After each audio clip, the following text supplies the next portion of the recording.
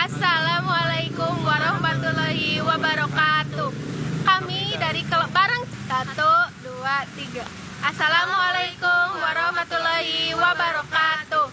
Kami dari kelompok 4 akan mempresentasikan hormon tumbuhan pada daun kelor.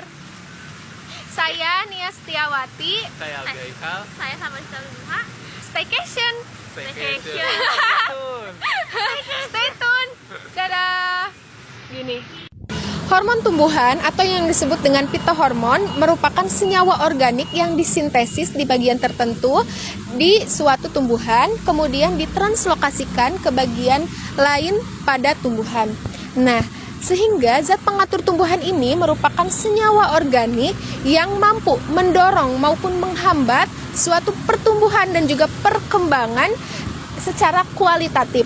Nah, bagaimana sih translokasi pada hormon tumbuhan ini? Nah, translokasi hormon pada tumbuhan ini bisa melalui sitoplasma maupun ruang antar sel. Dengan demikian, tidak selalu translokasi hormon tumbuhan ini melalui sistem pembuluh, meskipun ada suatu sistem transport pada fitohormon, yaitu melalui xilem dan plum.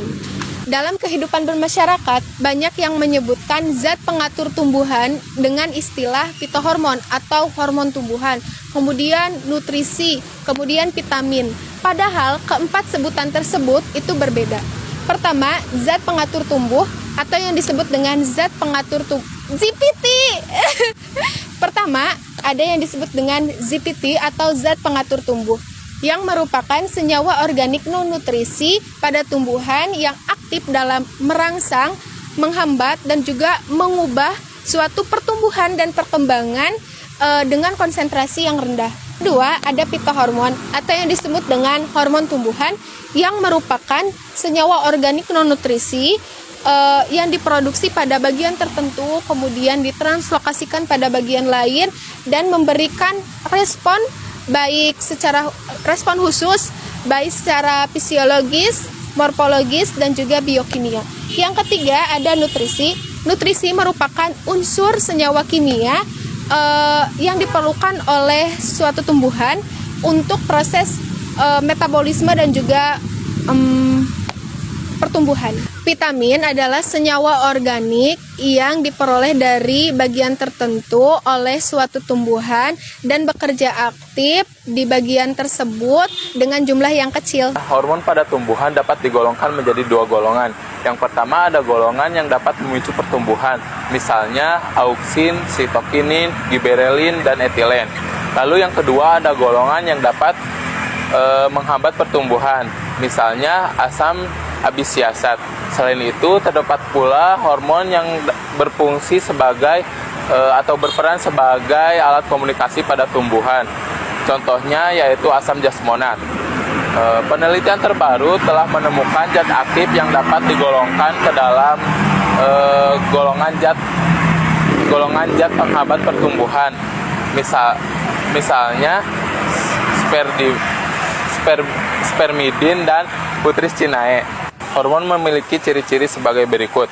Yang pertama yaitu merupakan senyawa organik hasil dari biosintesis tanaman itu sendiri. Yang kedua yaitu dapat ditranslokasikan ke bagian tumbuhan yang lain. Yang ketiga, tempat pembuatan dan tempat kerjanya itu berbeda. Yang keempat, aktif di konsentrasi yang rendah.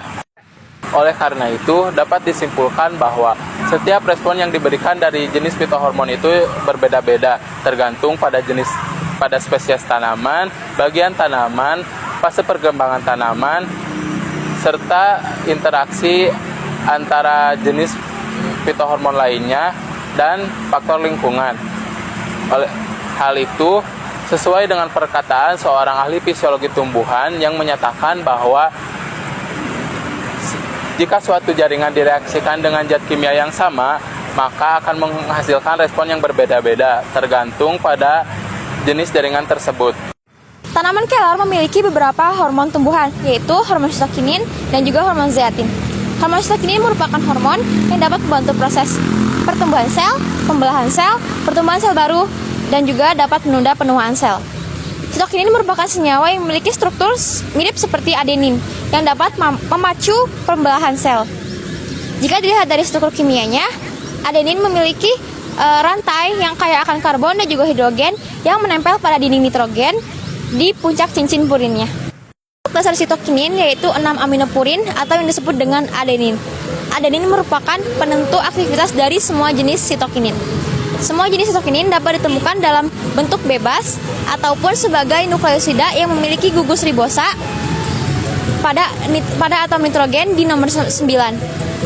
Sitokinin ini dapat ditemukan pada tanaman tingkat tinggi yaitu seperti pada jamur, fungi, bakteri, RNA, prokariotik dan juga eukariotik.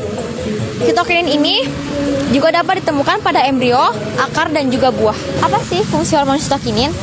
Hormon sitokinin berfungsi untuk mendorong pembelahan sel, mendorong pertumbuhan pada tanaman, mendesak benih untuk melakukan perkecambahan, mempengaruhi diferensiasi dan juga pertumbuhan dari akar, serta menunda terjadinya penuaan pada tanaman.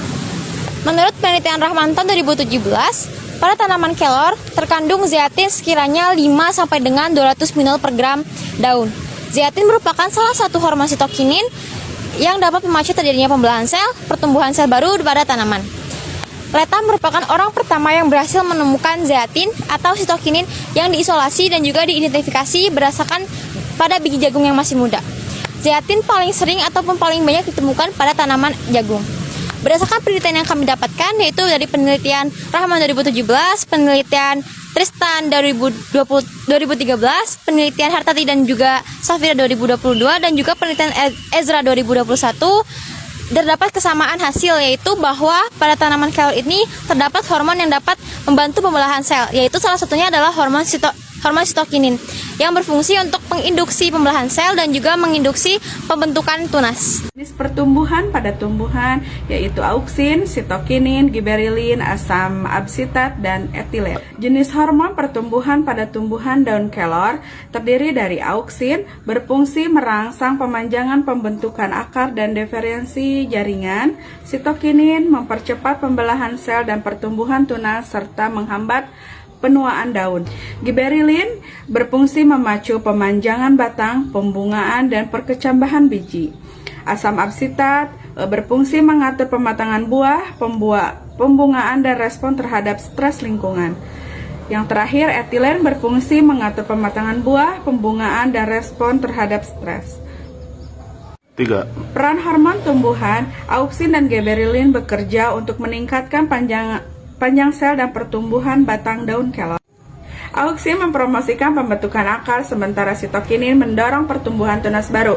Pengaturan hormon yang tepat dapat meningkatkan produktivitas daun kelor baik dari segi jumlah daun maupun kualitasnya. Asam absitat dan etilen membantu tanaman dalam beradaptasi terhadap kondisi lingkungan yang tidak menguntungkan. Secara keseluruhan, hormon pertumbuhan memainkan peran yang penting dalam mengatur berbagai proses fisiologis dan perkembangan pada tumbuhan daun kelor, dan pemahaman mendalam tentang hormon-hormon ini dapat memberikan manfaat besar dalam peningkatan budidaya dan produktivitas tanaman tersebut. Alhamdulillah teman-teman, sudah selesai. Terima kasih sudah menonton. Bye-bye.